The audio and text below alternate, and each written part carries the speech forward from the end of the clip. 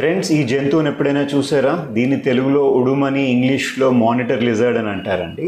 ఈ జంతువు గురించి చాలా మందికి తెలియక దీని మాంసాన్ని ఆల్మోస్ట్ ఒక 2,000 రూపాయల కేజీ కొనుక్కుని తింటూ ఉంటారు. గవర్నమెంట్ బ్యాన్ చేసింది వీటిని చంపడం, అయినా సరే జనాలు కొనుక్కుని తింటూ ఉంటారు. ఏంటి అపోహలు? ఇది కరిస్తే చాలా విషం అండి, నాలుగుతో తాకినా సరే చాలా విషం అండి, వెంటనే చచ్చిపోతారండి అని. ఉడుం పట్టండి, ఇది పట్టుకుని కొండలు ఎక్కేయచ్చు, చెట్లు ఎక్కేయచ్చు, అంత బలం ఉంటుంది అండి.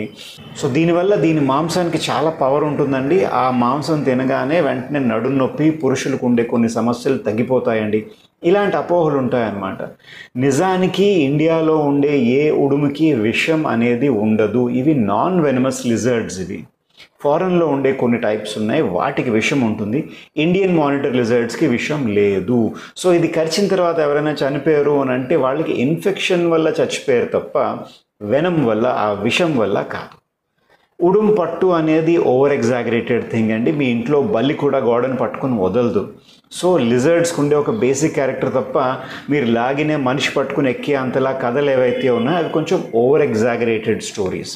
అండ్ దీన్ని తినడం వల్ల మీకు ఏదో నడుము నొప్పో మరో కంప్లైంట్ తగ్గిపోతుంది అని అనుకోవడం అమాయకత్వం తప్ప ఇంకేమీ కాదు. ఉడుం మాంసం తింటున్నారు అని అంటే మీరు యాక్చువల్గా ఒక బల్లి మాంసం తింటున్నారు అని గుర్తుపెట్టుకోండి.